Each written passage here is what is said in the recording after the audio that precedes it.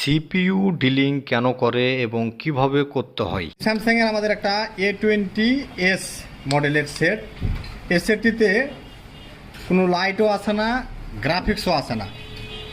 তো আমাদের গ্রাফিক্সের লাইনগুলো চেক করতে করতে আমরা একটি লাইনে প্রবলেম পাচ্ছি, যে কোনো রিডিং পাচ্ছি না। যে লাইনটিতে মিনিমাম 500 রিডিং প্রয়োজন আছে, মিনিমাম 500 মতো আমাদের ডায়েট মোডে এখানে রিডিংয়ের প্রয়োজন আছে, কিন্তু কোনো রিডিং আসছে না। তো আমরা দেখেন যে এই লাইনটি আমাদের বাইরে আর কোথাও নেই। আমরা প্রথমে দেখি যে লাইনে কোনো রিডিং আছে কি নেই। আমরা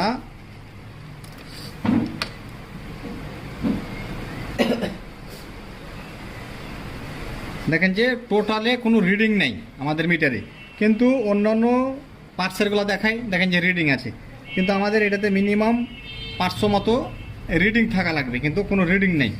দেখেন যে আমাদের আমরা চলে যাই ডায়াগ্রামের দিকে, সোজা হাতটা সোজা। তো আমাদের এই লাইনটাতে এখন আমরা কোনো রিডিং পাচ্ছি না, কিন্তু আমাদের রিডিং থাকাটা প্রয়োজন আছে। তাহলে এই লাইনটা কোথা থেকে এসে আমাদের দেখতে হবে। এটা এই যে একটা এলসিডি আইডি লাইন। তো আমরা চলে যাব বিট ম্যাপে। আমরা এখন দেখব শর্টকাট যে অপশনটা আমাদের, যে এই নাম্বারের আমরা রেজিস্ট্যান্সের কারণে এখানকার আমরা মানটা পাচ্ছি না। তাহলে এটা কোথা থেকে এসছে, ক্লিক করার পর আমরা যদি ডায়াগ্রামে আমরা দেখি ভালোভাবে, দেখেন যে আমাদের এই দিক দিয়ে সরাসরি সিপিউর কাছে চলে গেছে, একবারে সিপিউর ভিতরে। তাহলে আমাদের দুইটা করণীয় হয় এই সমস্যাটা সমাধান করতে গেলে। এক হয় উঠে সিপিউটা রিভলভ করতে হবে, আর নাহলে এইটুক সিপিউ ডিল করে এখান থেকে আমাদের এই লাইনটাকে জাম্পার করতে হবে। এখান থেকে তার একটা টেনে নিয়ে এসে আমরা এই কানেক্টরের এখানে যদি তারটা কানেক্ট করি, তাহলে আমাদের কাজটা হওয়ার সম্ভাবনা আছে ইনশাল্লাহ। তাহলে আমরা এখন সিপিউ না উঠিয়ে ডিল করব, ডিল করে আমরা এই লাইনটি জাম্পার করে এখানে নিয়ে আসবো। আমরা ডায়াগ্রাম অনুযায়ী আমরা যে জায়গাটার লোকেশন পাচ্ছি, আমাদের ওইভাবে ডিলটা করতে হবে। তো আমাদের লোকেশন অনুযায়ী আমাদের এই বরাবর দেখা যাচ্ছে যে আমরা পাচ্ছি। তাহলে আমরা এদিকার এতটুক আর এদিকার এতটুক, এবং আমরা এই পর্যন্ত ডিল করব। তো ধার কম আছে এরকম একটা প্লেট নিয়ে দেবে, দিয়ে আস্তে আস্তে আস্তে তখন ওই মার্কিং করে নেবেন। ওই মার্কিংয়ের ভিতরেই আপনি ডিল শুরু করবেন। আইসি লেভেলে যারা ট্রেনিং করতে চান, বা সিপিইউ ডিলিং, EMMC change, CPU IC reballing, pasting IC reballing, এ ধরনের কাজে যারা ট্রেনিং করতে চান, তারা আমাদের সঙ্গে যোগাযোগ করতে পারেন। ডিসক্রিপশনে আমাদের নাম্বারটি দেওয়া আছে, এবং কাজটি আপনারা দেখতে থাকেন আমরা কীভাবে করতেছি। যেটা আমাদের জাম্পার করতে হবে, এটাই হচ্ছে যে সেই বল, যেটা আমরা যেটার জন্য ডিল করলাম। এটা হচ্ছে এই বলটি, এই বলটির উপরে একটা আবরণ থাকে। এই আবরণটা আমাদের এবার ধারালো ব্লেড ব্যবহার করতে হবে, এবং এখানে চাপ দিতে হবে আস্তে আস্তে আস্তে। ধারালো ব্লেডের মাধ্যমে আমরা কী করবো, উপরের যে সবুজ কালার আবরণটা আমরা সরিয়ে ফেলে যে তামাটা আছে এটা বের করবো।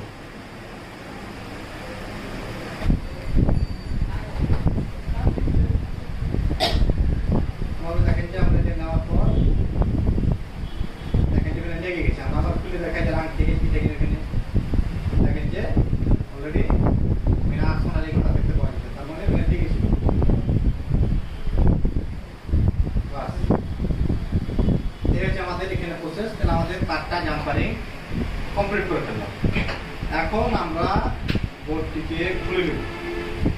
খুলে নেওয়ার পর আমরা চলে যাব। এবার আমি আমার এটার যে রেজিস্ট্যান্সের যে মান আসার কথা ছিল, যে রিডিংটা,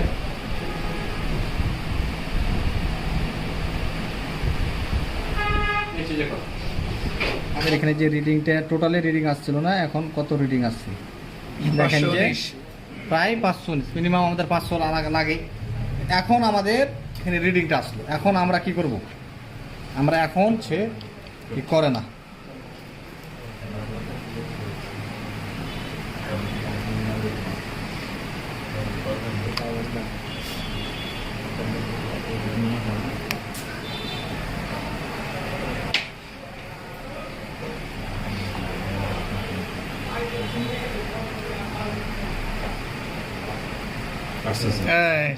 দেখতে পাচ্ছেন আমাদের এখন তারটি তুলেছে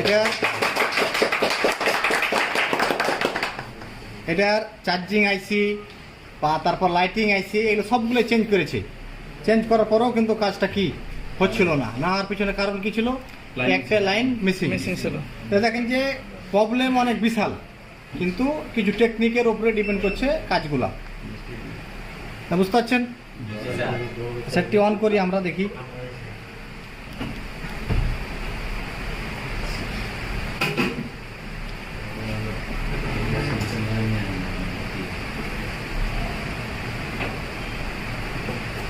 এই দেখেন যে আমাদের সেটটি এখন ফুল কমপ্লিট ওয়ান।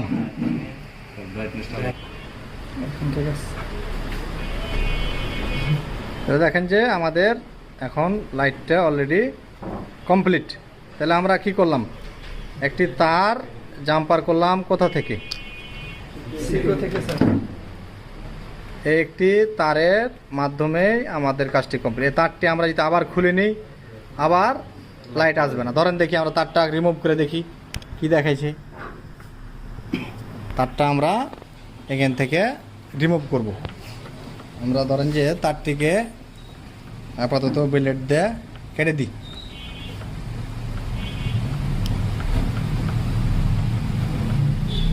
এই আমরা দুই ভাগে বিভক্ত করে দিলাম। এখন আমাদের দেখেন যে এখনো লাইট আছে,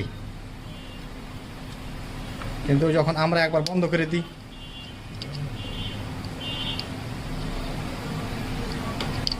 বন্ধ করে আবার সেটটি চার্জে লাগিয়ে দেখি, এমনকি কিছু আসছে এখন আর কিছু আসে না। তাহলে আমাদের ওই লাইনটি মিসিং হয়ে যাওয়ার কারণেই কাজ হচ্ছে না। একবার সেট রানিং হয়ে গেলে তখন চলবে যতক্ষণ পর্যন্ত অফ না হয়েছে লাইট। আবার যখন লাইট নেমে যাবে আর অন হবে না। এখন কিন্তু সেটটা আমাদের অলরেডি চার্জ হচ্ছে, আমরা দেখতে বুঝতে পারছি সেট ভাইব্রেশন করছে। তাহলে আমাদের কাজ এ পর্যন্তই।